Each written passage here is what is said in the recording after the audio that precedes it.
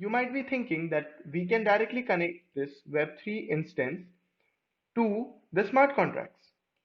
Yeah, it seems very easy.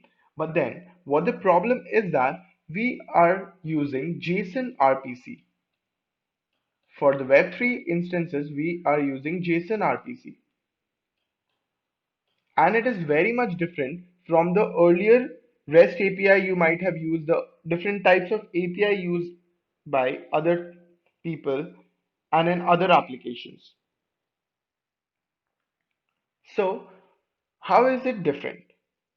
So, let's see. So, if we consider a simple application of the easier REST APIs and Express router, you can say.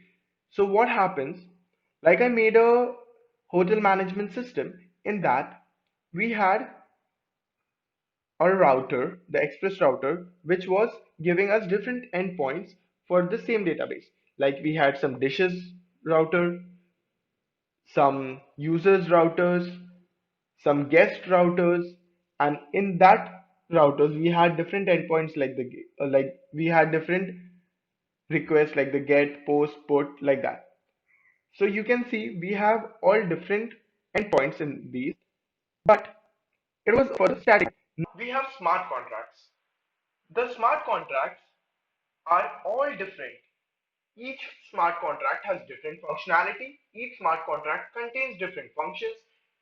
All smart contracts are deployed at different addresses and on different networks. So, how to have a REST API which can correspond to each of them and also to each function? So, that is not possible because REST APIs are basically static. So, we'll go for something known as JSON RPC. The best part about JSON RPC, it is more like a dynamic API creation, kind of you can say, or a dynamic endpoint creation. So with this, you can have a lot of endpoints corresponding to each smart contracts, each function. You can take it as an analog like this. So now, for example, let's take three contracts. This is the first contract, this is the second contract, this is the third contract. So this, we can say this is X, this is Y, this is deployed at address X, this is deployed at address Y, this is deployed at address Z. This has two functions, a get function, a set function. This has two functions, a pay function, a withdraw function. This has two functions, a buy function, a sell function. Now we have three smart contracts, each having different functions and each deployed at different address. So how to deal with this?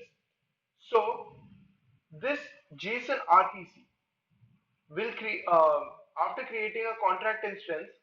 What the like the developer will create this contract instance, and after that, what we can do is that the Web3 instance, by the help of the contract instance, can talk to or can create endpoints for each of these functions and each of these contracts.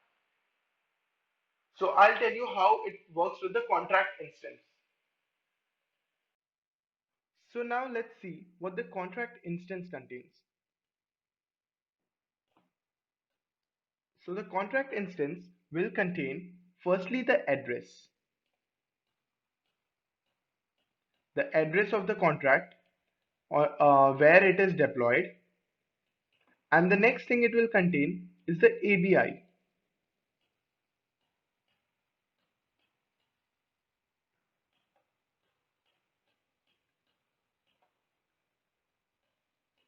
Yes, basically the ABI.